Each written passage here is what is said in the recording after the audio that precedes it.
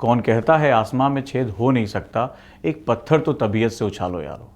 जब कोई पत्थर बहुत तबीयत से उछाला जाता है, जिसमें शिद्दत होती है, उसमें एक लगन होती है, एक मोटिवेशन होता है, तो असंभव कार्य भी संभव हो जाते हैं। और ऐसा ही एक शख्स आज हमारे बीच में है, जिनका मैं आज ओजांग आईएएस एकेडमी के मंच पर स्वागत करता हूं। और जहां पर वो जो अपने संघर्षों के माध्यम से, अपनी मेहनत के माध्यम से आज उन्होंने यूपी पीसीएस में फर्स्ट रैंक, जी हाँ, फर्स्ट रैंक को हासिल करके आज वो ना जाने कितने लोगों के लिए प्रेरणा बन चुकी हैं, मोटिवेशन बन चुकी हैं। और वो सभी लोग जो ये कहते हैं कि हमारे लिए हमारे टारगेट बहुत मुश्किल हैं, हमारे लिए हमारी चीज़ें बहुत मुश्किल हैं, उनको एक हौसला देना, उनको एक महत्व देना, उनको एक समझाना कि अगर आप सपने देखते हो तो उसे हासिल भी कर सकते हो। बस उन सपनों को हासिल करने के लिए जो मेहनत करनी है वो बहुत ज़्यादा करनी होती है। स्वागत करता हूँ इस मंच पे संचिता जी का, जिन्होंने अभी हाल ही में यूपी पीसीएस 2020 की परीक्षा में प्रथम रैंक यानी फर्स्ट पोजीशन इन्होंने हासिल की है और अपने माता पिता, अपने समाज और सभी को बहुत गौरवान्वित किया है। स्वागत करता हूं मैं आपका इस मंच पे, बहुत बहुत स्वागत है। और हमारी ऑडियंस, हमारे बच्चे जानना चाहते हैं आपकी इस पूरी जर्नी को, तो सबसे पहले आपका एक छोटा सा परिचय हो जाए हमारे जितने भी ऑडियंस हैं उन सभी के बीच में। मेरा नाम संचिता शर्मा है। मैं शहीद भगत सिंह नगर पंजाब की रहने वाली हूँ और मैंने 10वीं तक की पढ़ाई पंजाब से ही की थी और उसके बाद मैंने चंडीगढ़ चली गई थी मैं, और वहाँ से मैंने अपनी ग्रेजुएशन की पंजाब यूनिवर्सिटी केमिकल इंजीनियरिंग और एमबीए। उसके बाद मैंने 2 साल अपने मम्मा के स्कूल में पढ़ाया था एंड देन 2016 में मैंने अपनी यूपीएससी की पढ़ाई स्टार्ट की थी। तो उसी के श्रृंखला में चलते चलते मैं यूपी का एग्ज़ाम दिया एंड भगवान के दया से मेरा एग्ज़ाम क्लियर हुआ। बहुत ही बढ़िया।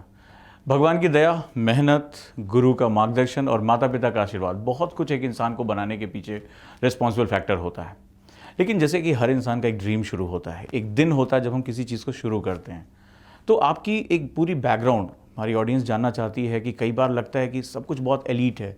क्या सचमुच आपकी ज़िंदगी में सब कुछ बहुत एलीट रहा, बहुत स्मूथ रहा, या जैसे कि सभी को संघर्ष झेलने पड़ते हैं, स्ट्रगल होता है, तो आपकी लाइफ में भी वैसा ही स्ट्रगल रहा है? स्ट्रगल तो I think throughout life, I mean थोड़े से बचपन में कुछ चीज़ें हुई और then during graduation and after graduation family front में, फाइनेंशियल फ्रंट में कुछ इश्यूज होते रहे और उसी ने ही मुझे थोड़ा सा मोटिवेट भी किया इसके लिए। और दूसरा ये जो इस तरफ आने का जो मेरा मेन मोटिव था वो ये था कि स्कूल टाइम में मेरे एक प्रिंसिपल सर होते थे, लेट एस.के. शर्मा सर, तो उन्होंने ये बोला था कि एक सोसाइटी में एक be an agent of change and हम वो बन सकते हैं। तो जब मैंने इंजीनियरिंग में इंटर्नशिप में मैं जब गई थी तो वहां पे ना एक बहुत अच्छी सी बिल्डिंग में बैठकर आई वाज डूइंग समथिंग, तो मैंने कहा दिस आई कैन कंट्रीब्यूट इसके माध्यम से भी, बट वो बहुत इनडायरेक्ट इम्पैक्ट होगा सोसाइटी में। तो डायरेक्ट इम्पैक्ट के लिए फील्ड में जाना बहुत इंपॉर्टेंट है और वो फिर उस टाइम पे लगा कि मुझे I belong to some other place. तब मैंने उस टाइम पे वो चेंजिंग मोमेंट था। उसी के बाद मैंने पढ़ाना स्टार्ट किया अपने मम्मा के स्कूल में छोटे बच्चों को, और फिर उसके बाद मैंने यूपीएससी की प्रिपरेशन स्टार्ट की। ऐसे ये मेरी जर्नी स्टार्ट हुई एंड वो चलती गई। बहुत ही खूबसूरत बात है। ये एक बहुत इंपॉर्टेंट सेगमेंट होता है कि हमारी लाइफ को चेंज करने में एक मेंटर बहुत इंपॉर्टेंट होता है। जैसे आपकी लाइफ में आपके प्रिंसिपल सर आए, और जो आपने कहा कि हमारा जो पर्पज़ होता है, अगर मैं बात करूं तो कई बार स्टूडेंट ये सोचता है कि कुछ किताबें बड़ी इंपॉर्टेंट है, कुछ हमने कहीं पर एक शुरुआत कर दी बहुत इंपॉर्टेंट है। जैसे आपने कहा या रियलाइज़ हुआ कि सोसाइटी में चेंज करना है, एजेंट ऑफ चेंज बनना और ये सोचना, ये मेरे ख्याल से किसी बड़े मकसद की बहुत बड़ी शुरुआत होती है। क्या आप मानते हैं कि यूपीएससी या जो हमारा सिविल सर्विसेज का एग्जामिनेशन है वो हमें एक अलग डायमेंशन देते हैं? जनरली हमारा यूथ जो है वो जॉब और करियर के बीच का अंतर नहीं समझ पाता। इस बारे में आप क्या कहना चाहेंगी? देखो, हम यहाँ पे सिविल सर्विसेज की प्रिपरेशन कर रहे हैं तो ऑब्वियसली वो एक करियर का पार्ट है, ठीक है, but making your life more meaningful along with job, that makes you more like आपकी एग्जिस्टेंस का एक वो बहुत बड़ा हिस्सा बन जाता है। तो मेरे लिए एक वो चीज थी कि एक समाज अपना काम भी करना है, कि financial stability is also important, career is important, but उसके साथ साथ आप अपनी कैपेबिलिटीज को पूरा यूज कर रहे हो। मतलब मैंने पंजाब में देखा है कुछ इश्यूज हैं, कुछ एजुकेशन में प्रॉब्लम है, हेल्थ में या ड्रग्स का इशू है, तो आप अपने नॉलेज को, अपने एक्सपीरियंस को कैसे यूज कर सकते हो इन सब चीजों को सोल्यूशन लाने के लिए। तो आई थिंक वहां पे एक मोटिवेशन हमेशा से वो बहुत बड़ा रहा है कि आप एक सिर्फ एक just you want to be just मतलब एक जस्ट पहिए का एक पार्ट बनना चाहते हो, बट एक आप बड़ा मीनिंगफुल कर रहे हो। तो आई थिंक वो मेरे लिए एक बड़ा मोटिवेटिंग फैक्टर था। बहुत ही अच्छी बात है और ये बहुत महत्वपूर्ण होता है, क्योंकि जहाँ तक हम सभी इससे सब जुड़े हुए हैं, ये बड़ा लंबा और बहुत थका देने वाला प्रोसेस होता है। 2016 से आप लगातार इसमें लगी हुई हैं और आपका एकेडमिक्स अच्छा है, फिर भी आपने इतना लंबा इसमें संघर्ष किया। तो जब बहुत अंधेरे आते हैं, जब बहुत थकावट होती है, हमारे कई स्टूडेंट ऐसे होते कहते हैं कि सर बहुत टफ लग रहा है, सब लोग कह रहे हैं आपका सिलेक्शन नहीं होगा, बहुत मुश्किल होता जा रहा है। तो आपने एक मैसेज बहुत क्लियर दिया है, और वो मैसेज ये है कि जब आपको अपनी लाइफ का पर्पस पता चल जाता है कि सिर्फ जॉब नहीं हासिल करना है, जॉब तो कोई भी हो सकता है, कहीं भी कर सकते हैं, लेकिन मुझे इस समाज में एक चेंज लेकर आना है। कोई ऐसा इंसिडेंस जब आप अपनी प्रिपरेशन कर रहे हो और आपको बहुत एक समय ऐसा आया कि जब बहुत निराशा हाथ लगी हो? एक्चुअली आपने बिल्कुल सही बोला कि ये बहुत लंबी जर्नी है हमारी। थ्रू आउट ही मतलब एक पीटी निकल जाता है, उसके बाद मेंस में अटक जाते हैं। मेंस में फिर वही गलती बार बार रिपीट हो रही है, मतलब पता नहीं चलता कहाँ पे इम्प्रूवमेंट करें। तो बहुत बार ऐसा हुआ, खास करके जब मैंने 2018 में अपना मेंस दिया था यूपीएससी का, तब आई वाज वेरी होपफुल कि इस बार मुझे इंटरव्यू को तो कॉल एटलीस्ट आएगी। और जब मार्क्स आए मेरे ऑप्शनल में बहुत कम थे, वो एक तरह का डेड एंड था, क्योंकि मैंने इतनी मेहनत के बाद भी you are not improving on your marks. तो और अब मुझे इंटरव्यू कॉल नहीं है, तो वो एक बहुत हताश करने वाला मेरा अटेम्प्ट था। एंड उसके बाद मैंने अपनी स्ट्रैटेजी चेंज की कि नहीं, there has to be something else, it is not only about studies, it's your like holistic personality development which actually matters. बहुत इंपॉर्टेंट बात है, इस पर बहुत फोकस करिए। और जैसा इन्होंने कहा कि केवल स्टडी का मैटर नहीं है, किताबें सबके पास हैं, लेकिन आपकी पूरी पर्सनालिटी वो बहुत मैटर करती है। अगर इस पर्सनालिटी को मैं थोड़ा और माइक्रो लेवल पे लेके जाता हूँ, तो निराशा आपको भी हाथ लगी होगी। ऐसा नहीं है कि बिना फेलियर के आप यहाँ तक पहुँचे। यूपीपीसीएस में आपका ये सेकेंड अटैम्प्ट है, और आपने सेकेंड अटैम्प्ट में आपने एक इतिहास रच दिया, एक हिस्ट्री बना दी। लेकिन इससे पहले जब आप फर्स्ट अटैम्प्ट में आपको फेलियर का सामना करना पड़ा, वो दौर से लेकर और सक्सेस स्टार बनने तक के बीच में क्या हुआ, ये मेरे ऑडियंस को ये ज़रूर बताएगा कि हम सभी को लाइफ में एक प्रेशर डील करना पड़ता है, लेकिन जो खोखले होते हैं, हल्के होते हैं, वो बिखर जाते हैं, और जो हीरा होता है वो निखर जाता है। तो इस दौरान क्या हुआ, वो मेरी ऑडियंस जानना चाहती है। एक्चुअली वहीं से मैं लेकर आऊंगी कि जब बहुत ज़्यादा हताशा मेरी लाइफ में चल रही थी, 2019 का टाइम था वो, जब मार्क्स आए थे यूपीएससी के, एंड वही टाइम था जब मैंने फर्स्ट यूपी का अटेम्प्ट दिया था। तो उस टाइम पे मैंने एक तो क्या किया ना, अपने खामियों को बहुत ज़्यादा एनालाइज किया। मैं डायरी राइटिंग करती हूँ, तो उस डायरी राइटिंग में ना मैं लिखती रहती थी कि अच्छा मेरे इस एरियाज में वीकनेस है, मैं इसमें ओवर एम्फेसिस कर रही हूँ, या मैं सिलेबस कंप्लीट करके नहीं जा पा रही हूँ। तो बहुत छोटी छोटी चीजों को मैंने बहुत माइन्यूटली इंट्रोस्पेक्ट किया। तो एक तो वो मुझे हेल्प किया, और दूसरा मेरे ऑप्शनल वीक एरिया रह रहा था, मुझे ऐसा लग रहा था कि ऑप्शनल में मार्क्स नहीं आ रहे थे। तो मैंने ऑप्शनल के लिए अपने गाइडेंस, अपने सर से मैंने गाइडेंस लिया। डायस में यहाँ पे पढ़ाते हैं, तो वहाँ पे काफी अच्छा मुझे सर ने गाइडेंस दिया। और उसके अलावा मैंने अपने आप को डाइवर्सिफाई किया। पहले हम बहुत ज्यादा ओरिएंटेशन रखते हैं कि पढ़ाई पढ़ाई पढ़ाई करनी है, बट मैंने 2019 में ये जाना कि आपको अपने आप एफिशिएंसी इंक्रीज करना है। नंबर ऑफ आवर्स बढ़ाने की जरूरत नहीं है। इट इज इंपॉर्टेंट कि आप अपने जितने घंटे भी पढ़ रहे हैं, चाहे 5 घंटे पढ़ रहे हैं, 6 घंटे पढ़ रहे हैं, वो बहुत एफिशिएंटली आप यूज करो। और इतने अटेम्प्ट देने के बाद मुझे ये समझ आ गया कि कहाँ पे गलती नहीं करनी है।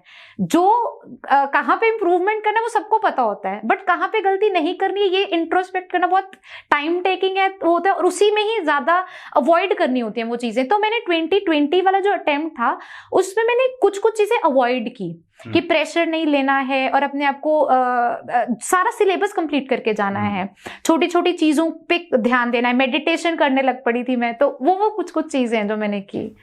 तो मेडिटेशन में आपको हेल्प मिली? बहुत ज़्यादा, उसमें तो कोई डाउट नहीं है। जैसे हम भी अपनी क्लास में, जैसे हमारा एक कॉन्सेप्टर बैच होता है जिसमें हम 2 साल तक पढ़ाते हैं, जिसमें फर्स्ट ईयर में हम उसको स्किल्स और उसके साथ साथ उनकी एजुकेशन पे बहुत फोकस करते हैं, और शुरुआत में हम बिल्कुल बेसिक से वहाँ करते हैं, लेकिन उनको स्किल्स यानी उसमें मेडिटेशन करना, हेल्थ पे ध्यान देना, डायरी राइटिंग, उनको अभी डायरी राइटिंग कैसे किया जाता है, ये सब लगातार उस पर बहुत फोकस करते हैं। क्योंकि मेरा मानना है कि पर्सनालिटी में जितना ही गंभीरता होगी, सीरियसनेस होगी, कल को जब प्रेशर आएगा तो आप उसको सर्वाइव कर पाते हैं। हमारी ऑडियंस एक चीज़ और जानना चाहती है, वो है कि फैमिली बैकग्राउंड कई बार हमें लगता है कि शायद वो बहुत प्रिविलेज है, हम नहीं हैं, इस वजह से बहुत से डाउट क्रिएट होते हैं। एक जर्नी शुरू करते हैं आपकी स्कूलिंग से लेकर और आपकी सक्सेस तक की। ओके, तो पहले तो मेरे पेरेंट्स, मेरे फादर जो हैं वो फार्मासिस्ट हैं, दवाइयों की दुकान है, और मेरी मदर जो हैं वो रिटायर्ड टीचर हैं, और अभी वो घर पे ही हैं। तो मेरे पेरेंट्स ने बहुत ज़्यादा सपोर्ट किया। मैं सेकंड डॉटर हूँ, हालांकि दे नेवर डिफरेंशिएटेड। उन्होंने अपनी दोनों डॉटर्स को अपने बेटे से ज़्यादा एम्पावर किया है, डिसीजन मेकिंग में बहुत सपोर्ट किया है। इनफैक्ट मतलब आपको पता है इंडियन सोसाइटी कैसी है, हमारे पास मैरिज के प्रेशर्स इतने ज़्यादा होते हैं। तो मेरे फादर मुझे एक बात कहते थे कि अरे मैं बैठा हूँ, तू पढ़ बस, मतलब वो वाली जब चीज़ होती थी। और कभी कभी ऐसा होता है कि आप अटेम्प्ट पे अटेम्प्ट दे रहे हो, रिजल्ट नहीं आ रहा है, और वो उनके पास कुछ कुछ वर्ड्स ऐसे आपके दिमाग में हो जाते हैं कि अगर मेरे पेरेंट्स मेरे साथ हैं, I need not oblige anybody else, है ना। तो वो चीज मैं अपने पेरेंट्स के बारे में जितना थैंक्स करूं और जितना उन्होंने मुझे सपोर्ट किया है, कभी कभी फाइनेंशियल इश्यूज भी आए, बट मतलब my mother use to send कि मतलब नहीं तू वहां बैठी है दिल्ली में, तो we will be supporting you. तो एक ये बहुत इंपॉर्टेंट फैक्टर रहा। और दूसरा जो आपने एजुकेशन का पूछा, मेरी स्कूलिंग बहुत छोटे से शहर से हुई है। हमारा शहीद भगत सिंह नगर डिस्ट्रिक्ट है, वो बहुत छोटा सा डिस्ट्रिक्ट है, और वहाँ पे ऐसा नहीं है कि बहुत, अब तो खैर बड़े बड़े स्कूल्स आ गए हैं, बहुत फ्रेंचाइजी स्कूल गई हैं, बट जिस टाइम पे मैं स्कूल में थी तो बहुत ज़्यादा वो नहीं था। बट कोइंसिडेंटली वहाँ पे रिटायर्ड एयर कोमोडोर्स आए वहाँ पे, और उन्होंने जो डायरेक्शन दिया स्कूल को, वो अपने साथ ऐसे टीचर्स को वो ट्रेन किया, तो वो हर चीज़ पे बहुत ज़्यादा फोकस करते थे कि आपकी, जैसे आपने बोला पर्सनैलिटी पे गंभीरता होनी चाहिए, तो उन्होंने वो इनकलकेट किया। उन्होंने ही थॉट प्रोसेस डाला कि सोसाइटी सोशल इंक्लिनेशन हो, और डायरी राइटिंग का भी उन्होंने स्टार्ट करवाया, और स्पोर्ट्स में, और आपकी कैलीग्राफी, आपकी हैंड राइटिंग अच्छी हो, आपकी इंग्लिश अच्छी हो, हिंदी अच्छी हो, तो सब चीज़ों पे उन्होंने बहुत फोकस किया। हालांकि बहुत छोटा सा शहर था, तो इसमें मुझे लगता है कि एक टीचर कितना इंपॉर्टेंट रोल प्ले करता है एक बच्चे की लाइफ में।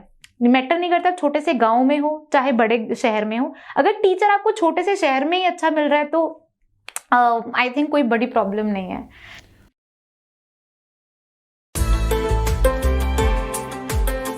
ये बहुत ही एक सीरियसनेस बताती है कि आपने चीज़ों को बहुत अच्छे तरीके से समझा। मेरे 2 क्वेश्चन यहाँ से निकल कर आते हैं।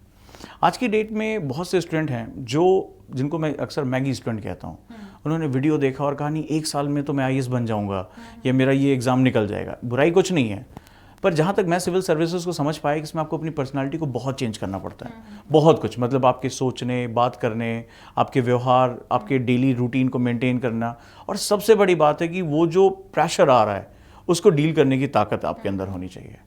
तो पहली चीज़ मैं आपसे ये क्वेश्चन पूछना चाहता हूँ कि ये जो स्टूडेंट बहुत ही क्विकली डिसीजन लेते हैं और बाद में क्या होता है कि वो अपने टारगेट्स पूरे नहीं कर पाते, तो वो पूरी दुनिया को दोष देते हैं और खुद भी वो एक डिप्रेशन का शिकार हो जाते हैं। तो अगर मैं स्ट्रैटेजी में यहाँ से शुरू करना चाहूँ तो मेरा पहला क्वेश्चन ये है कि ऐसे बच्चों के लिए आप क्या मैसेज देना चाहेंगे? देखो, मैं ये सोचती हूँ पर्सनली कि सिविल सर्विसेज एक जर्नी है जो सिर्फ पढ़ा, it is not related only to academics. वो आपको एक बड़े करियर के लिए, बड़ी चीज के लिए प्रिपेयर कर रही है। उसके लिए बहुत ज्यादा, आप, हमें पता है कि सिविल सर्वेंट जो होते हैं उनकी लाइफ में पॉलिटिकल प्रेशर्स होते हैं और वर्क प्रेशर होता है, वर्क लाइफ बैलेंस मेंटेन करना होता है। तो इसके थ्रू जो हम जैसे सपोज थोड़ा लंबा जर्नी हो जाता है, आई थिंक जब तक हम निकलते हैं ना इस जर्नी से, we are ready to face our life the way it will be. जैसा हमारी लाइफ चेंज हो जाती है सिविल सर्विस में जाने की, क्योंकि जिस तरह का हम काम करते हैं, तो आई थिंक वो एक परिपक्वता जिसको बोलते हैं हमारी पर्सनैलिटी में और हमारे थॉट में, वो आ जाती है। और कभी कभी ऐसा होता है कि बहुत क्विक रिजल्ट्स जिनको मिल जाते हैं, मतलब वो बहुत लकी होते हैं अनडाउटेडली, बट सस्टेन नहीं कर पाते हैं बहुत देर तक। तो आई थिंक मतलब कोई ऑफेंस नहीं है जिनका पहले अटेम्प्ट में निकल रहा है, बट मुझे लगता है थोड़ा, मैं उनसे मिला हूँ तो वो फर्स्ट अटेम्प्ट से पहले उनकी बड़ी लंबी स्टोरी होती है, मतलब उनको फैमिली बैकग्राउंड में अच्छा मिला होता है, वो एजुकेशन को लेकर बहुत अवेयर होते हैं और बहुत से ऐसे लोगों को जानता हूँ जिन्होंने फर्स्ट अटेम्प्ट में निकाला और 11th क्लास से ही उन्होंने प्रिपरेशन करनी शुरू कर दी और एजुकेशन पे उनके यहाँ बहुत फोकस होता रहा है। तो लोगों को लगता है कि नहीं आज ये गया और IAS बन गया, लेकिन उसके पीछे की जो लंबी जर्नी होती है वो उसको कैलकुलेट नहीं करते हैं।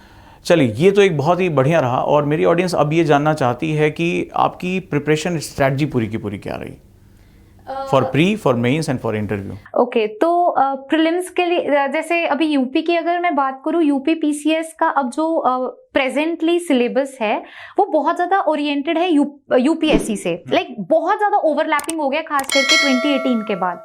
तो अगर आप प्रीलिम्स देखें, चाहे मेंस देखें और इंटरव्यू देखें, और क्वालिटी ऑफ क्वेश्चंस भी वो काफी ज्यादा सिमिलर है।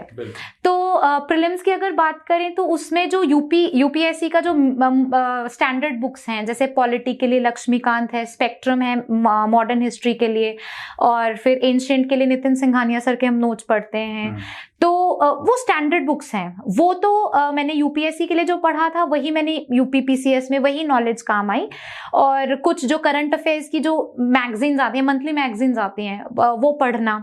उसके अलावा एक यूपी में थोड़ा सा ये डिफरेंस पड़ता है प्रीलिम्स में कि उसमें साइंस का पार्ट थोड़ा सा रहता है, स्टैटिक साइंस, जिसमें आपका फिजिक्स, केमिस्ट्री और बायो, ये आपको मतलब आई थिंक 8 से 10 क्वेश्चंस इसी से ही बैठ जाते हैं आपके।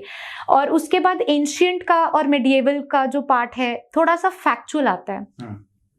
और इसके अलावा एक जो अच्छी चीज ये है कि यूपी में अब यूपी स्पेसिफिक करंट अफेयर्स की जो वेटेज है वो थोड़ी कम हो गई है। जैसे पहले बहुत ज्यादा सिर्फ यूपी के बारे में पूछते थे, तो अब क्या किया उन्होंने, जो ऑल इंडिया में जो इवेंट्स हो रहे हैं यूपी के प्रीलिम्स में वो क्वेश्चंस भी आ रहे हैं। तो मतलब ये बहुत फायदा हो जाता है कि अगर आप UPSC के लिए करंट अफेयर्स पढ़ रहे हो तो वही आपका यूपी में काम आ जाएगा। उसी तरह अलग से यूपी स्पेसिफिक करंट अफेयर्स करना जरूरी है। जैसे घटना चक्र की मैगजीन आती है तो आप उसको उसमें आप बजट पढ़ लो, इकोनॉमिक सर्वे पढ़ लो, और जो यूपी स्पेसिफिक स्कीम्स हैं तो ये सब चीजें पढ़ लो। और जो यूपी का स्टैटिक पार्ट है किसी भी एक बुक से, जो स्टैंडर्ड बुक है अरिहंत हो गई या कोई भी, उसको आप पढ़ लो। तो ये मुझे लगता है मोटे मोटे तौर पे प्रीलिम्स का यही है।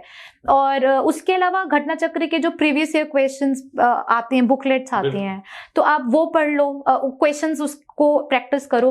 और उसके अलावा जो सबसे इम्पोर्टेंट पार्ट है वो है analysis of previous year questions. मतलब 2018 के बाद तो पैटर्न काफी ज्यादा चेंज हो गया है। तो मैं बच्चों को यही बोलती हूँ कि before even starting the preparation for UP, you analyse past year question papers, पुराने सालों के उठाओ और आप खुद सॉल्व करो, और उसमें ये देखो कि कौन कौन से आपके वीक एरियाज हैं। उन वीक एरियाज को पहले आप फोकस करो और फिर आप ग्रेजुअली आप वो करो। तो मतलब ये एक बहुत अच्छा, मेरे ख्याल से आप OMR शीट्स ले आओ, कोई ना कोई टेस्ट सीरीज है आप उसको भी ज्वाइन करो।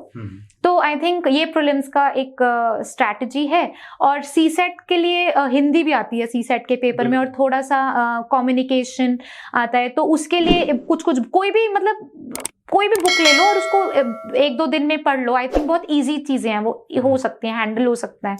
उसके बाद जो मेंस है, मेंस का वही चीजें हैं कि 4 पेपर्स हैं जो UPSC के, GS 1, 2, 3, 4, और हिंदी के मार्क्स इसमें ऐड होते हैं। और दूसरा इसमें जो ऑप्शनल है, ठीक है, ऑप्शनल के भी 2 ही पेपर हैं इसमें, एक ऑप्शनल के 2 पेपर, पेपर 1, पेपर 2, और वेटेज थोड़ी सी कम है। जैसे UPSC में 250 मार्क्स का, यहाँ पे 150 मार्क्स का, कुछ शायद 200 मार्क्स का कुछ ऐसा है एक पेपर। तो ये हो गया। और इसमें 20 क्वेश्चंस आते हैं एक पेपर में। 20 में से 16 क्वेश्चंस तो रहेंगे आपके इंडिया लेवल के, जो हमारा रहता है, और जो 4 क्वेश्चंस होते हैं वो यूपी स्पेसिफिक क्वेश्चंस होते हैं, ऑलमोस्ट 4 क्वेश्चंस। जैसे पेपर 1, जैसे GS 1 का पेपर होता है तो उसमें हिस्ट्री, ज्योग्राफी और सोशल इश्यूज, वो स्पेसिफिकली सेम एज UPSC, और यूपी स्पेसिफिक वो 4 क्वेश्चंस निकाल लेंगे। जैसे मुझे याद है कुछ तेराई बेल्ट के ऊपर आया था कि यूपी में तेराई बेल्ट और भाबर कहाँ कहाँ पे लोकेटेड है, तो एक क्वेश्चन वैसा आ गया, एक यूपी स्पेसिफिक हिस्ट्री का पूछ लेंगे। और ऐसा करके चारों पेपर्स में कुछ ना कुछ यूपी स्पेसिफिक पोर्शन रहेगा। और इसमें सबसे इंपॉर्टेंट चीज जो मैं बच्चों को बताना चाहती हूँ वो ये है कि टाइम मैनेजमेंट, जब आप आंसर राइटिंग कर रहे हो, आप जब क्वेश्चंस कर रहे हो आप ये ऐसे सोचते हैं कि नहीं मैं ये वाला क्वेश्चन बहुत अच्छे से अटेम्प्ट कर लूं, चाहे कुछ क्वेश्चंस छूट जाएं बट जो मैं लिख रही हूँ ये अच्छा लिखूं, ये बहुत ना काउंटर प्रोडक्टिव होता है। जब आप पेपर में जा रहे हो आपको ये सोचकर जाना है कि 20 के 20 क्वेश्चंस करने हैं। You can not leave a single question, चाहे आपको थोड़ा कम आता है बट अटेम्प्ट करो, क्योंकि आपने 1-2 क्वेश्चंस भी छोड़े तो 3-3, 4-4 मार्क्स से ही आपका क्यूमुलेटिवली कितना वो, अगर आप हर पेपर में बहुत फर्क पड़ जाएगा। तो ये चीज है। तो GS1 में तो हमें पता है कि जो जो टॉपिक्स हैं, हिस्ट्री है, ज्योग्राफी है, सोशल इश्यूज हैं। पेपर 2 में पॉलिटी है, गवर्नेंस है, इंटरनेशनल रिलेशंस हैं। पेपर 3 में साइंस एंड टेक है और इकोनॉमी है, डिजास्टर मैनेजमेंट है, एनवायरनमेंट है, और पेपर 4 जो है वो एथिक्स से रिलेटेड है। और ये मोटा मोटा मेरा जो वो रहा। और इसमें मेरी खुद की जो पर्सनल स्ट्रैटेजी थी वो ये थी कि मैंने नोट्स बनाए थे इस बार चारों उसके GS के पेपर्स के लिए, मतलब कि लास्ट मोमेंट रिवीजन के लिए टॉपिक वाइज जैसे सिलेबस उठाती थी तो सिलेबस के लिए क्या क्या इंपॉर्टेंट पॉइंटर्स हैं, जैसे रिप्रेजेंटेशन ऑफ पीपल्स एक्ट है, राइट, तो उसके क्या क्या मेन प्रोविजंस हैं वो लिखा, और उसमें क्या क्या चेंजेस की जरूरत है और कैसे क्या क्या कर सकते हैं। तो मतलब हर टॉपिक के ऊपर जो सिलेबस में दिया हुआ है उसके ऊपर मैंने नोट्स बना लिए थे। बहुत ध्यान से इस सारी स्ट्रेटजी को आपको समझना है। और फिर उसके बाद मेरा ऑप्शनल का मेरा वो केमिस्ट्री ऑप्शनल है, तो उसके लिए तो थोड़ा मेहनत ज़्यादा करना पड़ा और आंसर राइटिंग, मतलब पूरे मेंस की प्रिपरेशन में जो मुझे लगता है जो सबसे इम्पॉर्टेंट एस्पेक्ट है वो आंसर राइटिंग है। आप जब भी डेली आंसर लिखो ताकि वो इम्प्रूव हो आपकी आंसर राइटिंग स्किल्स। लगातार 2 साल 3 साल से मैं ये कहता आ रहा हूँ, और मैं जब मेरे स्टूडेंट लबासना में थे और जब मैं वहाँ पे गया वहाँ भी मैंने सबसे यही पूछा, लगभग 40 से ज़्यादा ऑफिसर से जिनकी ट्रेनिंग चल रही थी लबासना में, तो सब ने एक ही बात कहा कि स्टूडेंट्स को बोलिए जितना हो सके राइटिंग करें। और मैं आपसे लगातार ये कहता रहा हूँ कि अगर कोई चीज़ आपको डे 1 से स्टार्ट करनी है तो वो है आपकी आंसर राइटिंग, क्योंकि ये 1 या 2 दिन में डेवलप होने वाली चीज़ नहीं है। आंसर राइटिंग के बहुत एस्पेक्ट्स होते हैं। स्टूडेंट ये डरता है कि अभी हम बिगिनर हैं सर, हम आंसर राइटिंग कैसे करें। तो मैंने उनसे कहा कि आंसर को हटा दो, राइटिंग शुरू करो। एटलीस्ट राइटिंग, डायरी राइटिंग करो, अपने बारे में लिखो, किसी पॉजिटिव एस्पेक्ट्स के बारे में लिखो, लेकिन एटलीस्ट जो क्लास में भी पढ़ाया जा रहा है उसमें सिंपल एक क्वेश्चन बनाओ और उसको लिखना शुरू कर दो। क्योंकि एक चीज़ मैंने देखी है कि स्टूडेंट को नॉलेज बहुत होती है, मैं उसमें कोई डाउट नहीं करता, लेकिन जब लिखने की बारी आती है तो पहला क्वेश्चन कहाँ से शुरू करूँ और क्या लिखें, और इसके बाद जब लिखने भी आ गया तो कुछ बहुत अच्छा क्वेश्चन मिल गया तो पता चला उसी में ही सारा टाइम उन्होंने बर्बाद कर दिया। बहुत ही एक इंपॉर्टेंट बात कही है, वो ये है कि आपको मैक्सिमम से मैक्सिमम क्वेश्चन अटेम्प्ट करने हैं। जितना ज़्यादा आप क्वेश्चन अटेम्प्ट करेंगे आपकी रेंज उतनी ही ज़्यादा आगे बढ़ती चली जाती है, और आपके मार्क्स जो 1-1, 2-2 के लिए आपकी जो इन्हेंसमेंट होती है वही आपके रिजल्ट में आउटपुट लेकर आती है। तो दोस्तों, बातचीत के सफ़र में आगे बढ़ते हैं और अब हम बात करते हैं इंटरव्यू स्ट्रैटेजीज़ के बारे में। इंटरव्यू जो इस पड़ाव का एक सबसे आखिरी और सबसे इम्पॉर्टेंट जो है वो एक मुकाम होता है, पड़ाव होता है। UPPCS के इंटरव्यू के बारे में कुछ अपने एक्सपीरियंस शेयर करें। यूपी के इंटरव्यू में सबसे अच्छा चीज़ मुझे ये लगा कि उनके पास ना आपकी डिटेल्स नहीं थी, सो दे डिड नॉट हैव एक प्री कंसीव्ड नोशन कि मैं कहाँ से हूँ, मैं मतलब उनके क्वेश्चंस इसलिए बहुत अनबायस्ड आए। ये एक मुझे बहुत ही अच्छी चीज़ लगी। और यूपी में इस बार जो मैंने ट्रेंड देखा कि आपके ऑप्शनल से ना बहुत सारा क्वेश्चंस पूछे उन्होंने। मेरे पर्सनल जो मेरा एक्सपीरियंस रहा वो ये था कि ऑलमोस्ट 70% या 60% कह सकते हैं कि क्वेश्चंस जो थे वो मेरे केमिस्ट्री बैकग्राउंड से थे। कि यूरिया का फॉर्मूला क्या है, फर्टिलाइजर्स कैसे प्रॉब्लम क्रिएट कर रहे हैं। फिर उन्होंने कुछ कुछ सिचुएशनल इश्यूज दिए कि केमिकल इंडस्ट्री है उसमें से बहुत सारे एफ्लुएंस निकल रहे हैं, तो आप उसको एज अ केमिकल इंजीनियर कैसे वो कर सकते हो, कर्ब कर सकते हो एयर पोल्यूशन जो निकल रहा है। सल्फ्यूरिक एसिड सपोज एक इंडस्ट्री से निकल रहा है तो आप कैसे उसको टैकल करोगे। तो ऐसे ऐसे करते करते मतलब काफ़ी ज़्यादा उन्होंने केमिस्ट्री के डाइवर्सिफाइड क्वेश्चंस पूछे। और उसके बाद फिर वो आ गए विमेन सिक्योरिटी पे, कहते हैं कि आपको prevention of sexual harassment act जो है उसके ऊपर क्या क्या उसमें ना कुछ कुछ उन्होंने प्रोविजंस बनाए हैं कि लोकल कंप्लेंट कमेटी और इंटरनल कंप्लेंट कमेटी के कॉन्स्टिट्यूएंट कॉन्सिक्वेंस क्या है, कौन कौन उसका मेंबर हो सकता है, कि और अगर एम्प्लॉयर के ही अगेंस्ट कंप्लेंट लिखानी है किसी लड़की को, तो क्या उस कमेटी में वो एम्प्लॉयर खुद बैठेगा कि नहीं बैठेगा, तो अगर वो नहीं बैठेगा तो कौन उसका मेंबर होता है। फिर अग्रीव्ड वुमेन की जो डेफिनेशन है उस एक्ट में, पॉश एक्ट में, वो क्या है, तो वो इतना फिर डोमेस्टिक वायलेंस एक्ट में चले गए कि नॉन लीगल रेमेडी क्या है लड़की के पास। तो ऐसे करते करते तो उन्होंने काफी विमेन एस्पेक्ट भी पूछा मुझसे। फिर हाँ, उन्होंने एक जो बहुत इंटरेस्टिंग क्वेश्चन पूछा वो ये था कि बीइंग अ गर्ल, आपने एसडीएम सबसे ऊपर डाला है, तो आपको क्या लगता है कि एक मेल कैंडिडेट के कंपैरिजन में आपके क्या चांसेस हैं इस एग्जाम को क्लियर करने के। तो मैंने ये बोला था कि it is very gender neutral. अगर मैं मेरिट में मतलब मेरा मेरिट अच्छा है और मैं केपेबल हूँ, तो it does not make any difference कि मैं एक गर्ल हूँ या एक बॉय हूँ, तो वो मेरिट डिसाइड करेगा। तो ऐसे करते करते उन्होंने काफी डाइवर्स एरियाज में वो लेकर गए, काफी डाइवर्स क्वेश्चंस उन्होंने पूछे, बट हाँ, ऑप्शनल एक बहुत इंपॉर्टेंट उसका एस्पेक्ट था। बहुत बढ़िया। क्या मार्क्स रहे आपके इंटरव्यू? मेरे 66 मार्क्स। 66 मार्क्स, बहुत ही बढ़िया। तो अगर पूरी जर्नी को देखा जाए तो आप यूपीएससी की प्रिपरेशन कर रही हैं और आपका पूरा फोकस उसी पे रहा है, और यूपीएससी की प्रिपरेशन में जो आज यूपीपीसीएस में बदलाव हो रहे हैं, चेंजेस हो रहे हैं, आपको कहाँ तक हेल्प हुई? आई थिंक बहुत ज़्यादा हेल्प हुआ। वो इस कारण से मैं कह सकती हूँ क्योंकि मैंने यूपी के लिए कुछ एक्स्ट्रा पढ़ा ही नहीं था। मेरा अगर हम पूरा साइकिल देखें यूपीएससी और यूपी पीसीएस का, वो ओवरलैप कर रहा था। जब यूपीएससी का प्रीलिम्स था उसके एक हफ्ते बाद यूपी का प्रीलिम्स था, यूपीएससी का मेंस खत्म हुआ उसके जस्ट एक हफ्ते के अंदर अंदर यूपी का मेंस था, और इंटरव्यू के लिए जो वो आए थे वो भी बिल्कुल आसपास आए थे। तो इट इज वेरी ओवरलैपिंग। तो मुझे उस चीज़ ने इसलिए हेल्प किया क्योंकि जो मेरी यूपीएससी की नॉलेज थी वही मैंने उसी को ही यूज़ करके यूपी का एग्जाम निकाला। तो जैसे हमें पता है यूपीएससी के लिए हम करंट अफेयर्स पढ़ते हैं, हम अपना स्टैटिक बुक्स पढ़ते हैं, सेम पैटर्न वहाँ पे यूज़ हुआ। और मतलब मैं यूपी के एग्जाम का अगर पैटर्न को मैं एनालाइज करूँ तो मैं देखती हूँ कि इतने अच्छे क्वेश्चंस पूछे जाते हैं, खास करके मेंस में। आप चाहे वो एथिक्स ले लो, चाहे वो साइंस एंड टेक ले लो। तो I was actually very amazed, और बहुत मुझे खुशी भी हुई द लेवल ऑफ एग्जाम जो यूपी पीसीएस ने मेंटेन किया है। और लाइक मुझे तो बहुत ज्यादा ओवरलैपिंग लगता है दोनों के दोनों।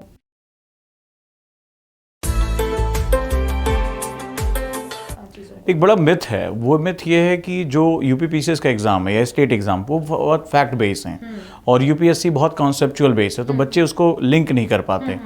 आप चूंकि इस एग्जाम में नंबर 1 रैंक लेकर आई, फर्स्ट रैंक है, तो आप इस मिथ को बिलीव करती हैं? देखो, इसमें थोड़ा वो पॉइंट ये है कि थोड़ा सा स्टेट एग्जाम्स थोड़े फैक्चुअल ओरिएंटेशन के हो सकते हैं, बट वो परसेंटेज अब इतना कम हो गया ना कि उनको आउटराइटली ये कहना कि सिर्फ फैक्चुअल बेस्ड है वो थोड़ा गलत होगा। मे बी 20%, और I think being a civil servant या ब्यूरोक्रेट हम फैक्ट्स एंड फिगर्स से ही डील करते हैं। तो 20-30% का फैक्ट्स अगर आप मतलब कुछ डेटा याद करना पड़ रहा है, उसमें कुछ हार्म भी नहीं है। वो आपको वैसे भी बाय डिफॉल्ट की जीएसडीपी स्टेट की कितनी है या जीडीपी कंट्री की कितनी, अगर आपको यही नहीं पता है तो मतलब थोड़ा सा डाउटफुल है वो चीज, है ना। तो I think facts are important, but outrightly एक एग्जाम को कहना कि सिर्फ फैक्ट बेस्ड है, एक तो वो चीज मैं नहीं मानती। और दूसरा, अगर आपने चलो पीटी को आप मान भी लो, प्रीलिम्स के स्टेज को मान लो कि थोड़ा फैक्चुअल है, बट मेंस और इंटरव्यू वो बिल्कुल नॉन फैक्चुअल है। That checks your analytical capabilities. जैसे मैंने आपको इंटरव्यू में बताया, मुझे इतने सिचुएशनल क्वेश्चंस उन्होंने पूछे कि अगर एक विमेन के ऊपर डोमेस्टिक वायलेंस का केस हो गया तो आप उसको कैसे हेल्प करोगे। उसी तरह उन्होंने मुझसे पूछा कि आप एक केमिकल इंडस्ट्री को कैसे उसके एफ्लुएंट को डील करोगे। तो वहां पे मेरा डिसीजन मेकिंग एस्पेक्ट चेक हुआ। और उसी तरह अगर हम मेंस के क्वेश्चंस देखें तो वहां पे भी उन्होंने बहुत ज्यादा एनालिटिकल एस्पेक्ट, जैसे एथिक्स का क्वेश्चन में उन्होंने पूछा कि बीइंग अ लीडर आप ये लोक संग्रह और निष्काम कर्म को कैसे वो करते हो। तो काफी ज्यादा एनालिटिकल एस्पेक्ट है उसमें। राइट।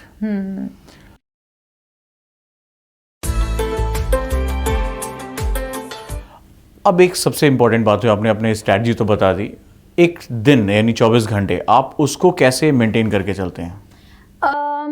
अब तो जैसे मैंने काफी साल निकाल दिए हैं यूपीएससी की प्रिपरेशन में, तो पढ़ाई का कंपोनेंट काफी, it's not only the studies actually now, क्योंकि प्रीवियस अटेम्प्ट्स में मैंने ये समझ लिया था कि सिर्फ पढ़ाई करके ये एग्जाम निकालना थोड़ा सा मुश्किल है।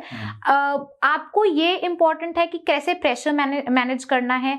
You become more result oriented rather than input oriented, कि मैंने 16 घंटे पढ़ाई की या 18 घंटे पढ़ाई की, ये डज नॉट मैटर। आपको ये देखना है कि आफ्टर 5 घंटे पढ़ने के बाद जो आपको क्वेश्चन पेपर मिला है कि आप उसको सॉल्व कर पा रहे हो कि नहीं कर पा रहे हो। तो मैंने अपना ओरिएंटेशन बेंचमार्क्स को रखा कि क्या मैं इसमें कैसा परफॉर्म कर रही हूँ। तो एक तो ये चीज थी, और दूसरा मैं अपने लिए सफिशिएंट टाइम निकालती थी कि अपने आप को घूमने जा रही हूँ, अपने फ्रेंड्स के साथ बातचीत कर रही हूँ, तो उस चीज़ ने मुझे बहुत ज़्यादा हेल्प किया।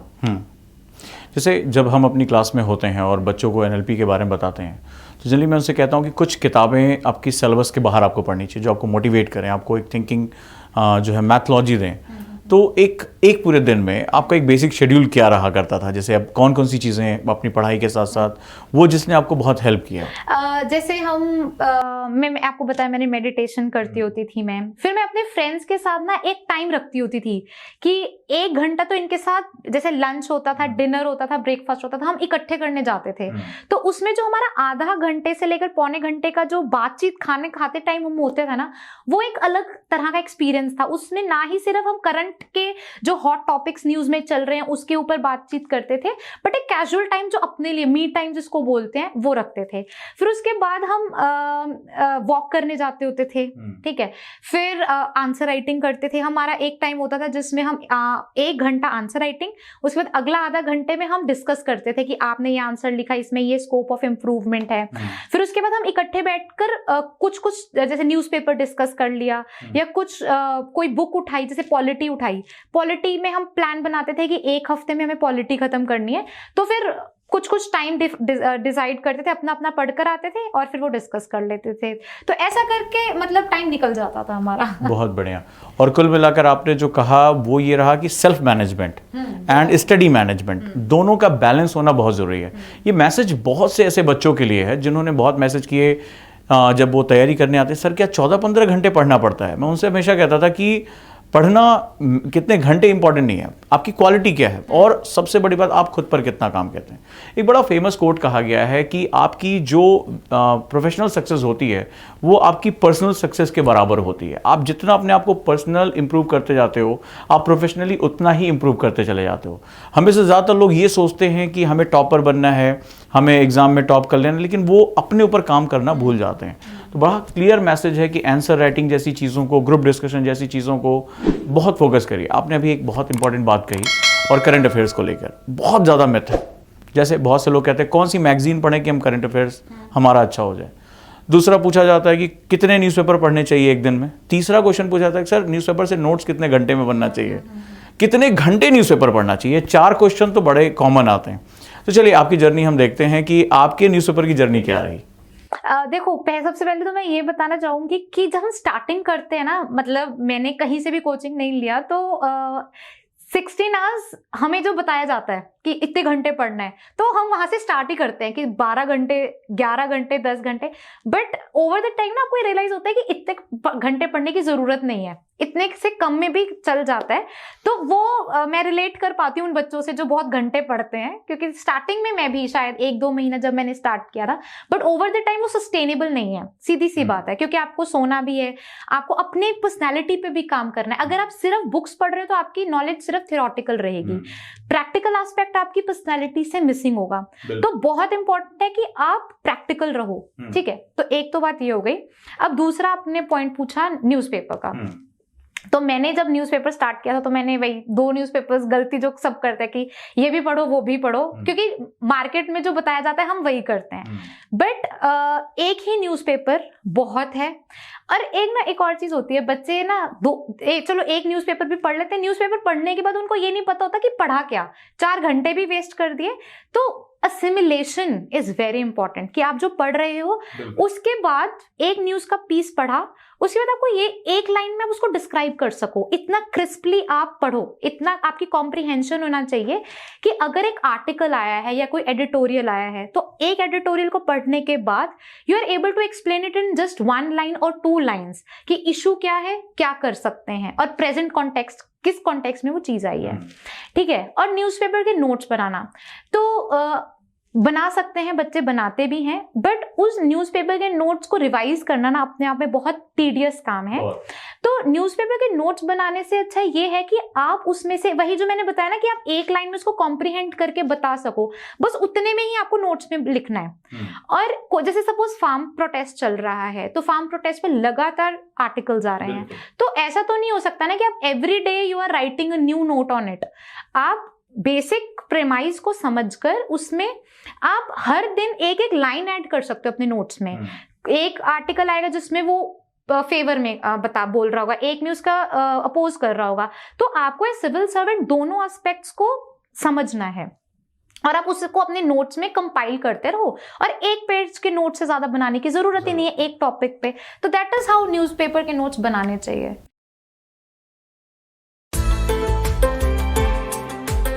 इसीलिए हमने यहाँ पर 2 मेथड डेवलप किए, LWMI, less word more information, और दूसरा थॉट मैपिंग प्रोसेस, कि जहाँ पर आप सेंट्रल आइडिया को लेते हुए अगर हर दिन कुछ नया आ रहा है तो उसमें 1 या 2 पॉइंट डेवलप कर सकते हो। आज की डेट में बच्चे हार्डली आधे पेज, 1 पेज के अंदर वो सब कुछ कवर कर लेते हैं, लेकिन फिर भी बहुत से बच्चे ऐसे जो मतलब न्यूज़पेपर को बहुत हवा मानते हैं, बहुत प्रॉब्लमेटिक सिचुएशन मानते हैं। कई बच्चों ने कहा सर 2.5-3 घंटे लग जाते हैं न्यूज़पेपर पढ़ने में। तो मैंने कहा फिर बाकी टाइम में क्या करते होगे, क्या आंसर राइटिंग और बाकी चीज़ें। तो बड़े ढेर सारे मिथ हैं। तो डेफिनेटली बहुत सिंपल लैंग्वेज में बात आपसे कही गई कि बहुत ज़्यादा परेशान होने की ज़रूरत नहीं है, रेगुलरिटी बड़ी इंपॉर्टेंट है। लोगों को लगता है कि कोई मैगजीन उठा लिया और कुछ फैक्ट पढ़ लिया और उसको वो जो है वो एग्जाम में जाकर लिख आएंगे, लेकिन करंट अफेयर्स, करंट जो होता है एक बड़ा इंपॉर्टेंट वर्ड होता है। जब कहते हैं ना वायर में करंट आई है, तो वायर में करंट होने का मतलब है continuous flow, from positive to negative जो फ्लो होता है उसको हम लोग कॉन्टिन्यूटी कहते हैं। तो जब करंट होती है तो जब आपको रेगुलर उसके साथ पढ़ना है, अपडेट होना है, और कोई भी इशू आ रहा है उस पर, कभी पॉजिटिव आ रहा है कभी निगेटिव आ रहा है, आपको अपडेट रहना है। ऐसा नहीं कि आज 1 हफ्ते पढ़ लिया और 2 हफ्ते आराम से आप बैठे रह गए, तो वो नहीं करना है। मैसेज बहुत क्लियर है। चलिए हम अपनी बातचीत की जर्नी में आगे चलते हैं। और जैसे आपने कहा कि लाइफ में जो पर्पज़ होता है वो हमें बताता है कि हमें क्या करना है। कई बार एक बहुत ही कॉमन बात आती है कि सर जो टॉपर्स होते हैं बड़े ब्राइट स्टूडेंट होते हैं, मतलब थ्रू आउट लाइफ उनका वो गोल्डन स्पून के साथ पैदा हुए होते हैं, उनकी लाइफ में बहुत ज़्यादा प्रॉब्लम्स नहीं होती हैं और उनको बहुत अच्छे टीचर, बहुत अच्छे फलाना ढिकाना, और उनको कोई टेंशन नहीं। सर हम तो खेतों में काम करते हैं सर, हमारे पास ये दिक्कतें हैं, हमें नौकरी पे जाना पड़ता है सर, तो हम तो सर एग्ज़ाम क्वालिफाई नहीं कर सकते या हम टॉप नहीं कर सकते। एग्री करते हो आप इस बात से? नहीं। नहीं? क्या जॉब पे जाने वाला या घर के काम करने वाला, या हमारी बहुत सी स्टूडेंट ऐसी हैं यूट्यूब पे, एक 1.7 मिलियन की एक फैमिली है हमारी, तो उसमें बहुत से ऐसी मुझे बहुत अच्छा लग रहा है स्पेशली जो फीमेल्स हैं जिनकी शादी हो चुकी है, बच्चे हैं, जिम्मेदारियां उठा रहे हैं, लेकिन उनके अंदर अभी एक जज्बा है यूपीएससी को क्रैक करने का। तो मैं फिर वापस क्वेश्चन पे आता हूँ और यही बात कहता हूँ कि क्या लगता है कि मतलब ऐसे लोग यूपीएससी टॉप नहीं कर सकते या पीपीसीएस टॉप नहीं कर सकते? देखो इसमें ये चीज़ है कि जब हम यूपीएससी या सिविल सर्विसेज ये चेक नहीं करता कि आप कितने ब्राइट स्टूडेंट्स हो। बहुत सारे इंटेलिजेंट स्टूडेंट्स क्रैक कर सकते हैं इस एग्जाम को, बट वो एक पैरामीटर नहीं है। सिविल सर्विसेज को क्रैक करने का बेसिक पैरामीटर मेरे ख्याल से ये है कि क्या आप ग्रास रूट लेवल की प्रॉब्लम्स के साथ कनेक्ट कर पा रहे हो कि नहीं कर पा रहे हो। हमारे इंडिया में इतनी प्रॉब्लम्स हैं, एजुकेशन का थोड़ा सा लर्निंग आउटकम्स की बात करें, हेल्थ इंफ्रास्ट्रक्चर की बात करें, विमेन की पार्टिसिपेशन डेमोक्रेसी में कितनी है, क्या आप उन चीज़ों के साथ एम्पैथाइज कर पा रहे हो कि नहीं कर पा रहे हो, और क्या आप में वो पैशन है कि आप इन सब को एलिविएट करने के लिए, इन प्रॉब्लम्स को थोड़ा कम करने के लिए क्या आप इनोवेटिव तरीके से सोल्यूशन दे पा रहे हो कि नहीं दे पा रहे हो। I think it is all about it. और इनफैक्ट आप डिफरेंट बैकग्राउंड से, अगर सपोज विमेन खेतों में काम कर रही है, जैसे आपने बोला कि वो भी आपके स्टूडेंट्स हैं कुछ, तो अगर वैसी विमेन आएंगी डिसीजन मेकिंग रोल में, वो कितना बड़ा पर्सपेक्टिव लेकर आएंगी, कितना डाइवर्सिफाई करेंगी गवर्नेंस को। तो मैं ये देखती हूँ कि उन लोगों का पार्टिसिपेशन वैसे भी बहुत डिजायरेबल है। और यूपीएससी जैसी जो इंस्टीट्यूशन है ये इस चीज को बहुत ज्यादा कंसिडर भी करती है कि जो एग्जाम का पैटर्न है या एग्जाम का सिलेबस है it has to be inclusive. ऐसा नहीं है कि सिर्फ कुछ एलीट स्टूडेंट्स इसको हाईजैक कर लें या मतलब जिनका थोड़ा लाइफ में कोई प्रॉब्लम नहीं आया है।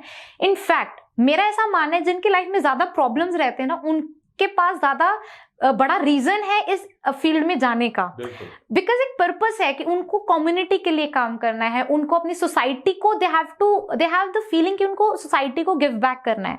तो may be I resonate very well इस चीज के साथ कि अगर पैशन है तो इट डज नॉट मैटर कि आपकी बैकग्राउंड क्या है, आपका एकेडमिक करियर कैसा रहा है, बट ये भी मतलब हो सकता है कि कुछ एकेडमिकली ब्राइट स्टूडेंट्स इसको बहुत अर्ली स्टेज में क्रैक कर लें, उन बच्चों को थोड़ा ज्यादा टाइम लग सकता है। बट आई थिंक वही है कि until unless you are passionate, you want to serve with a purpose, it does not matter. Right तो जैसे हमारी ऑडियंस एक ईगर हुई, क्या आपकी लाइफ भी ऐसी ब्राइट स्मूथ चलती रही या ग्लिचेस वहां भी रहे जिनसे लड़के आगे आना पड़ा? काफी ज्यादा बम्पी रोड रहा। टाइम टू टाइम आपको लाइफ याद दिलाती है कि life is a bigger whole, ठीक है, बड़ा एक कुछ बड़ी चीज है और वो टाइम टू टाइम आपको ना पोक करती रहती है कि यहाँ पे प्रॉब्लम है वहां पे प्रॉब्लम है। तो आई थिंक खास करके माय ग्रेजुएशन के बाद तो काफी ज्यादा बम्पी रोड रहा है और उससे पहले भी थोड़ा थोड़ा रहा है, बट आई थिंक उसने मुझे और स्ट्रेंथन किया है, उसने मुझे और चीजों को कैसे ना प्रेशर को हैंडल को कैसे करना है पढ़ाई के साथ साथ, उसने मुझे एक बड़ा पर्सपेक्टिव दिया। तो मैं उसको एज स्ट्रगल नहीं देखूंगी, उसको मैं एज लर्निंग एक्सपीरियंस समझूंगी जिसने मुझे पर्सनैलिटी डेवलप करने में हेल्प किया और कैसे चीजों को हैंडल करना है। तो आई थिंक वो मेरे लिए वैल्यू एडिशन है।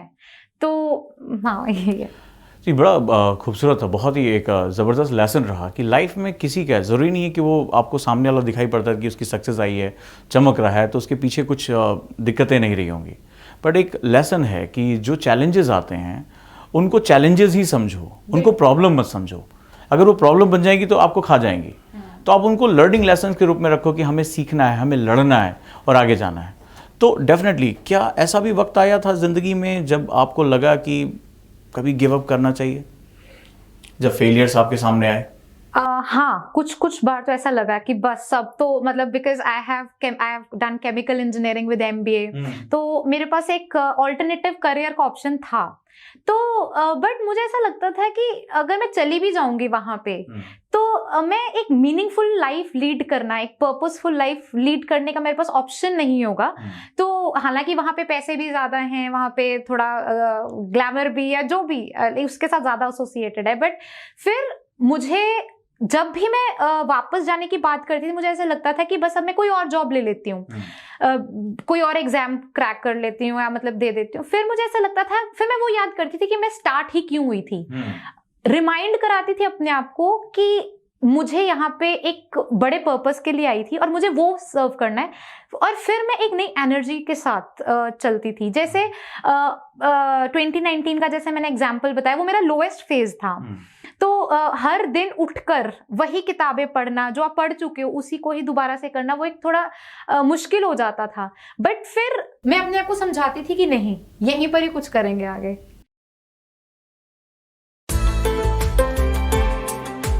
बहुत बढ़िया, ये बहुत ही बेहतरीन लेसन रहा है। चलिए दोस्तों, बातचीत की श्रृंखला में आगे बढ़ते हैं और हम अब बात करते हैं ऑप्शनल के बारे में। ऑप्शनल सिविल सर्विसेज के लिए सबसे क्रूशियल होता है, ये बेस होता है जो आपको फाइनल रिजल्ट में लेकर जाता है। आपकी स्ट्रेटजी क्या रही ऑप्शनल की प्रिपरेशन को लेकर? स्ट्रैटेजी पहले तो मैंने खुद ही पढ़ाई स्टार्ट की थी इसकी, पर मेरा ऑप्शनल केमिस्ट्री था तो उसमें काफ़ी टेक्निकलिटीज़ थी, तो सिलेबस बहुत ज़्यादा था। तो 2019 में ही मुझे रियलाइज़ हुआ कि थोड़ा सा गाइडेंस ज़रूरी है इसमें, तो मैंने तब कोचिंग लिया था 2019 में। और स्ट्रैटेजी तो यही है कि पेपर 1 होता है केमिस्ट्री में, पेपर 2 होता है, पेपर 1 फिजिकल और इनऑर्गेनिक होता है, पेपर 2 में ऑर्गेनिक पार्ट होता है। तो उसमें भी वही है कि सिलेबस ख़त्म कर, पहले पढ़ो, ख़त्म करो और रिवाइज करो और फिर आंसर राइटिंग करो, यही स्ट्रैटेजी है। अच्छा, ऑप्शनल को चूज़ करने के पीछे कई फैक्टर्स इन्वॉल्व होते हैं। मैं एक जनरल बात कर रहा हूँ, सिर्फ केमिस्ट्री की बात नहीं कर रहा हूँ। एक होता है ऑप्शनल चूज़ कौन सा करना है। तो कई बार आज के यूथ मैंने देखा है कि सर वो और जैसे मान लीजिए आपकी फर्स्ट रैंक है तो आपने केमिस्ट्री ले लिया, अब किसी ने नहीं उनकी फर्स्ट रैंक केमिस्ट्री से है तो मैं भी केमिस्ट्री लेना है या मुझे कैसे भी करना है, तो ये एक कई बार मैंने देखा है कि वो एक दौड़ शुरू हो जाती है। आप इस बात से एग्री करते हो? बिल्कुल ऐसा होता है कि जैसे अगर सपोज किसी एक ऑप्शनल के मार्क्स बहुत अच्छे आ रहे हैं, ज्योग्राफी अच्छा चल रहा है सपोज, या पबैट कभी अच्छा चल रहा है, तो बच्चे वो ले लेते हैं नॉट रियलाइजिंग द फैक्ट कि उनको शायद उसमें इंटरेस्ट ही नहीं है। जैसे मैं अपना एग्जांपल देती हूँ, मैंने 2 बार सोचा अपना ऑप्शनल चेंज करने का, बिकॉज केमिस्ट्री बहुत बड़ा था, तो मैंने कहा कि अब लाइक मेरे मार्क्स अच्छे नहीं आ रहे तो I should switch over to some arts या ह्यूमैनिटीज का ऑप्शनल। मैंने स्टार्ट भी कर दिया और फिर मैंने सोचा कि मेरी फ्रीक्वेंसी मैच नहीं कर रही है उन ऑप्शनल के साथ, then I came back to my optional. तो इसमें interest factor is very very important कि आप एक जब until unless you don't connect with the optional, आपको एक ईज में नहीं हो एक ऑप्शनल के साथ, तो बहुत मुश्किल है उस ऑप्शनल को डेली पढ़ना। तो मुझे लगता है interest should be the guiding force behind choosing an optional rather than कि वो कितना पॉपुलर है कितना नहीं है। यानी आपका इंटरेस्ट बहुत इंपॉर्टेंट है, आपके साथ वो सब्जेक्ट की कनेक्टिविटी कितनी है। इसके बाद ऑप्शनल के लिए दूसरी सबसे इंपॉर्टेंट चीज, दूसरी बात ये है कि जब आप ऑप्शनल पढ़ रहे हो तो ऑप्शनल डिसाइडिंग फैक्टर होता है आपका रैंक क्या आएगा, और उसकी क्योंकि वेटेज है, बहुत अच्छी वेटेज है, तो आप उसको लाइटली नहीं ले सकते हो। आपको डेली पढ़ना है, वो डेली उसको रिवाइज करना है, और उसमें भी आपको आंसर राइटिंग करना है। तो उसके बाद इवेलुएट करवाकर फीडबैक लेकर कि कहाँ कहाँ पे गलतियां आ रही हैं। और कुछ कुछ सिलेबस बहुत ज्यादा वास्ट होते हैं तो आप कंप्लीट नहीं कर पाते हो सिलेबस को, तो पेपर अटेम्प्ट करने से पहले मेक श्योर कि आपका सिलेबस खत्म हो गया है जब आप अटेम्प्ट करने जा रहे हो। और जस्ट बिकॉज कि एक सब्जेक्ट में मार्क्स अच्छे आ रहे हैं और आप उसके लिए ले रहे हो, तो आई थिंक वो आपका मोटिवेटिंग फैक्टर नहीं होना चाहिए। और ये भी नहीं होना चाहिए कि इसका जो सिलेबस है वो जीएस के साथ ओवरलैप कर रहा है, तो लेट मी टेक दैट, तो वैसा भी नहीं करना चाहिए। तो आपका प्योरली अपना इंटरेस्ट, और ये देखो कि आप उसमें कैसा खुद फील कर सकते, मतलब अटेम्प्ट कर सकते हो उस क्वेश्चन पेपर को। तो आई थिंक क्वेश्चन पेपर्स उठाओ, उसको एनालाइज करो, और आपको अगर लग रहा है कि आपके कंफर्ट जोन में है, देन आप वो कर सकते हो। कितना टाइम आप डिवोट करते थे ऑप्शनल के लिए? एक्चुअली जीएस के लिए थोड़ा कम होता था, क्योंकि हमारा टेक्निकल बैकग्राउंड वाले बच्चों को बहुत ज्यादा पढ़ना होता है ऑप्शनल, तो मेरे तो ऐसा होता था कि काफी घंटे ऑप्शनल में ही निकल जाते थे। ये तो फिर बाद में जब मेरा थोड़ा अटेम्प्ट्स मतलब एडवांस हुए, तब मुझे लगा कि I can do with lesser number of hours. तो but majority of the time मुझे लगता है हाफ ऑफ द डे, और in fact more than that, I used to study optional, क्योंकि हमें तो मतलब बहुत ज्यादा केमिकल रिएक्शंस होते हैं, बार बार प्रैक्टिस करना होता है, लिखना होता है, और फिर प्रीवियस ईयर क्वेश्चन पेपर्स को सॉल्व करना होता है, तो काफी ज्यादा टाइम मुझे लगता है ऑप्शनल को मैं देती होती थी। राइट, ये बड़ा इंपॉर्टेंट होता है कि आपकी स्ट्रेटजी आपके हिसाब से होनी चाहिए। आप जीएस में आप बेसिकली जो आपकी बातचीत से लगा कि आपको अपने वीक एरिया के बारे में हमेशा जानकारी होनी चाहिए। आप वीक कहाँ हैं, आप अपने आप को हमेशा इवेल्युएट करते रहो और ये देखो कि उसको कैसे जो है स्ट्रॉन्ग किया जा सकता है, और मेरी स्ट्रेटजी मेरी होनी चाहिए। हम उधार की स्ट्रेटजी पे सिविल सर्विसेज में सर्वाइव नहीं कर सकते। ये बड़ा स्ट्रॉन्ग मैसेज है आपके लिए। तो अपने आप को जानो, अपनी वीकनेस अपनी स्ट्रेंथ पे काम करो, और अपना टाइम टेबल, अपना जो मोटिवेटिंग फैक्टर है वो हमेशा अपने सामने रखो। पूरी बातचीत में 2-3 बड़ी खूबसूरत बातें आपसे निकल कर आई। एक पहला चीज़ है कि life is all about purpose. ये एग्जाम पर्पज़ नहीं होना चाहिए, लाइफ एक पर्पज़ होनी चाहिए। जब आप लाइफ को पर्पज़ के रूप में देखते हो कि मुझे चेंज करना है, मेरे पास ऑप्शन है कि मैं एक आरामदायक ज़िंदगी जीऊँ, अच्छा पैकेज उठाऊँ, उसके बावजूद मैं सोचता हूँ कि चलो मुश्किलें ही सही, लेकिन आने वाली पीढ़ियाँ मुझे इसलिए याद रखें कि मैंने समाज में एक बदलाव किया। और वो चीज़ होती है जब हम एक एग्ज़ाम में टॉप रैंक लाने, पास होने, क्वालिफाई करने से आगे सोचते हैं कि मेरी लाइफ क्या है। दूसरा मैसेज जो बहुत स्ट्रांग निकला कि पेन उठा लो।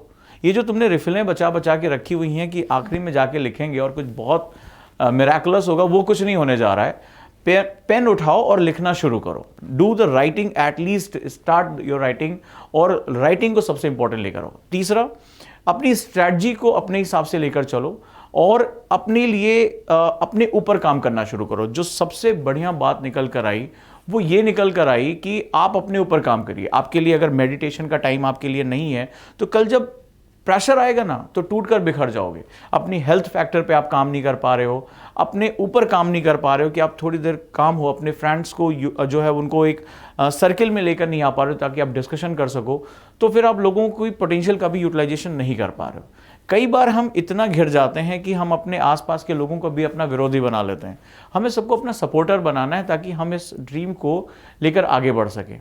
तो दोस्तों, एक बड़ी इंपॉर्टेंट चीज़ रह रही है और वो है कि जब हम यूपीएससी की प्रिपरेशन करते हैं, हम पढ़ते बहुत कुछ हैं, हमारे पास ढेर सारी बुक लिस्ट होती है, लेकिन एक चीज़ मैंने नोटिस किया है कि बच्चा टेस्ट देने से घबराता है कि अरे अभी नहीं, अभी हम कुछ पढ़ लें, कहीं मार्क्स कम आ गए तो हम डिप्रेस ना हो जाएं। ऐसे ढेर सारे उनके प्रोपेगेंडास होते हैं।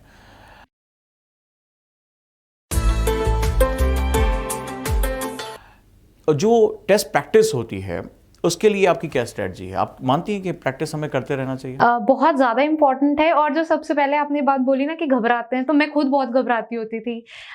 हम ना 2:30 से 3:30 बजे 1 घंटा लिखते होते थे, तो मैं आई यूज टू अवॉइड कि मुझे जाना ना पड़े टेस्ट देने के लिए, तो वो एक रिलक्टेंस रहता है। But I would strongly suggest कि हर बच्चे को लिखना चाहिए, ठीक है, और डेली लिखना चाहिए। बिकॉज एट द एंड जब आप अपना एग्जाम देने जा रहे हो ना, वहां पे एग्जामिनर को ये नहीं पता है कि आपको कितनी नॉलेज है। वो आपकी बुकलेट पे आपने क्या लिखा है उसी से ही आपको मार्क्स मिलने वाले हैं। तो वो कब होगा? अगर you are very much you have a strong hold on answer writing, और वो तभी आएगा when you are practicing every day. वही कहते हैं ना, practice makes a man perfect. तो मैं स्ट्रांगली सब बच्चों को बोलूंगी कि हर रोज लिखो। स्टार्टिंग में ऐसा लगेगा कि क्या लिख रहे हैं, क्यों लिख रहे हैं इतना ज्यादा, बट ओवर द टाइम आपको समझ आने लग पड़ेगा कि क्या लिखना है, क्या अवॉइड करना है, और कैसे इम्प्रोवाइज करने हैं अपने आंसर्स को। बट ये अगर आप ये बोलोगे ना कि मैं एग्जाम से जस्ट 1 महीना पहले या 2 महीना पहले कर लूंगा या अपने आप हो जाएगा, अपने आप कुछ नहीं होता यूपीएससी में और सिविल सर्विसेज में। You have to polish yourself, और वो प्रैक्टिस से होगा। वंडरफुल। ऑब्जेक्टिव टेस्ट प्रैक्टिस के बारे में आपका क्या कहना है? जो हम कई बार हम बच्चे नहीं देते हैं, सोचते हैं कि अभी हम पढ़ लेंगे फिर बाद में हम प्रैक्टिस करेंगे, तो आपकी सक्सेस में इसका कुछ योगदान रहा है? हाँ, बहुत ज़्यादा। क्योंकि हम क्या करते हैं कि पहले सिर्फ पढ़ते रहते हैं, नॉलेज गेन करते रहते हैं। अब आपको ये नहीं पता होता, उस नॉलेज गेन करने के चक्कर में इंपॉर्टेंट पॉइंट्स मिस हो जाते हैं। तो वो सटीक क्या बोलते हैं ना, बहुत ज्यादा सटीक एक्यूरेसी आपकी तब आएगी अगर आप बहुत प्रैक्टिस करोगे और एमसीक्यूज को। और आपको ये पता चल जाएगा कि एक न्यूज़पेपर का पीस है या कोई करंट अफेयर्स का पीस है, तो उसमें आपको कहाँ पे स्ट्राइक करना है। तो वो एमसीक्यूज प्रैक्टिस करने से ही आएगा। और टेस्ट प्रैक्टिस का एक और बड़ा फायदा होता है, इसको हम लोग फिलर्स बोलते हैं। कई इंफॉर्मेशन बुक्स में नहीं दी होती हैं, नोट से छूट जाती हैं। जब हम उनको टेस्ट की प्रैक्टिस करते हैं तो हमें बहुत सी ढेर सारी नॉलेज मिलती है। फॉर एग्जांपल, मुझे ये पता है कि गांधी ने कौन कौन से आंदोलन किए, लेकिन उनका सही सीक्वेंस क्या है। वो पहले अहमदाबाद में थे, खेड़ा में थे, चंपारण में थे, तो हमें उनका इंक्रीजिंग ऑर्डर, डिक्रीजिंग ऑर्डर अब हमें पता होता है, लेकिन एग्जामिनेशन हॉल में वो बिल्कुल हमारे दिमाग से निल हो जाता है कि एक्चुअली में इनका सही ऑर्डर तो हमने कभी ध्यान नहीं दिया। तो जब आप टेस्ट प्रैक्टिस करते हैं तो वहाँ पर आपको ये जो छोटी छोटी गलतियाँ हैं, जो एक्चुअली में मुझे लगता है यही आपकी सक्सेस को सबसे पहले छीन के लेके जाते हैं। और जो लोग क्वालिफाई करते हैं और जो लोग डिस्क्वालीफाई करते हैं, उनके बीच में बड़ा बारीक सा अंतर होता है, बहुत बारीक सा अंतर होता है। वो कोई बहुत एक्स्ट्राऑर्डिनरी लोग नहीं होते। आज से कुछ समय पहले जब इनका रिजल्ट नहीं आया था तो ऐसा भी नहीं था कि कोई बहुत एक्स्ट्राऑर्डिनरी लोग थे या इनको बहुत ही अलग तरीके से जाना जा रहा था। इंसान अपनी स्ट्रैटेजी पे, अपनी माइक्रो एनालिसिस पे ही अपनी सक्सेस को तय करता है। अच्छा, इसी चीज़ को देखते हुए हमने एक शुरुआत की है उजांग टेस्ट प्रैक्टिस की, और ये ऐप बेसिस, वेब बेसिस हम लेकर आ रहे हैं, जिसमें हम जो टेस्ट है वो हम ऑल इंडिया प्रोवाइड कर रहे हैं। आईएएस के साथ साथ यूपी पीसीएस के भी हम एग्ज़ाम, तमाम तरह के पीसीएस के एग्ज़ाम दे रहे हैं। और इसमें जो सबसे इंपॉर्टेंट जो आप प्रिविलेज इसलिए रहे क्योंकि आपके दोस्त आपके साथ मिलते थे और आपने कहा हम 1 घंटा बातचीत करते थे। But due to the covid आज लोग एक दूसरे से मिल नहीं पा रहे हैं, और मेरे बहुत से स्टूडेंट हैं जो गाँव देहात में हैं। मैं बहुत प्रिविलेज लोगों में इसलिए माना जाता हूं क्योंकि मेरे ऐसे स्टूडेंट हैं जो बहुत संघर्ष करके पढ़ाई कर रहे हैं।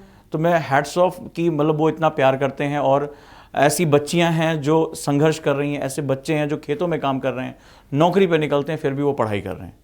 मेरी एक स्टूडेंट है, वो दिल्ली पुलिस में है और 9 महीने का बच्चा संभालते हुए रात ड्यूटीज़ चेंज होती रहती है, फिर वो कहती है कि सर हम आपके साथ ऐप पे लगातार पढ़ाई करते रहते हैं।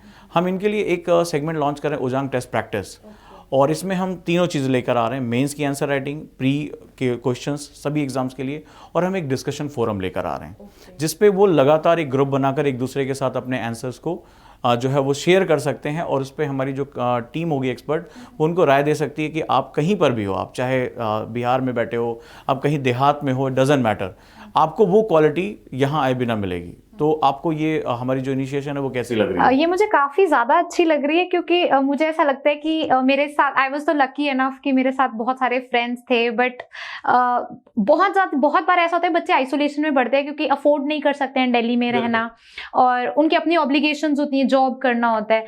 तो हमें ना बहुत छोटी छोटी जगहों पे ही फीडबैक्स चाहिए होते हैं। कभी कभी आइसोलेशन में पढ़ते तो हमें ये नहीं पता होता कि हम कहाँ पे मिस आउट कर रहे हैं। तो इंटरैक्शन अगर हमारा होगा, बार बार हमें फीडबैक मिल रहा है और हमें प्लेटफॉर्म मिल रहा है डिस्कस करने का, तो वहां पे ना सिर्फ हम एकेडमिकली प्रोग्रेस नहीं करते हैं, हम पर्सनैलिटी वाइज प्रोग्रेस करते हैं और अपने थॉट्स को एक शेयर करते हैं, जो हमारा होराइजन बढ़ाता है। तो आई थिंक ये डिसिप्लिन भी लाएगा आपका जो इनिशिएटिव है बच्चों की लाइफ में, और थोड़ा सा उनका पर्सपेक्टिव वाइड होगा, और अनडाउटेडली वो एग्जाम भी अच्छा परफॉर्म करेंगे एग्जाम में। Thank you so much. ये बहुत ही इंपॉर्टेंट विशेष रहा, और इस लॉकडाउन ने हमें बहुत कुछ सिखाया। इसमें एक इनिशिएटिव हमने और लिया, और वो उसका मैं जो पूरा डेडिकेट करूँगा, हमारी 2 बच्चियाँ जो लगभग डेली 60 किलोमीटर जर्नी करके पढ़ने आती थी, और 2 से ढाई घंटा उनको जर्नी में लगता था। तो उस दौरान मैंने शुरुआत की, मैं अपनी आवाज़ रिकॉर्ड कर करके उन्हें देता था, और वो कहते थे कि सर जर्नी में हमें बड़ा फ़ायदा मिलता है, हम सुनते हुए चलते हैं और हमें पढ़ाई में बहुत मदद मिलती है। मुझे एक आइडिया लगा कि क्यों ना हम अपनी एक ऑडियो ऐप लॉन्च करें, पॉडकास्टिंग मैं करूं, और खुद अपनी आवाज़ में जो लेक्चर्स हैं वो रिकॉर्ड करके देता रहूं। और इसी की वजह से इंडिया की आज पहली एकेडमी बन गया जिसका अपनी खुद की ऑडियो बुक है प्ले स्टोर पे, और वो सभी के लिए निःशुल्क है। मतलब वो सभी के लिए, वो कोई भी उसको डाउनलोड कर सकता है प्ले स्टोर से, ओजांग ऑडियो ऐप। और मोर देन 400 आवर्स के उसमें लेक्चर्स पड़े हुए हैं।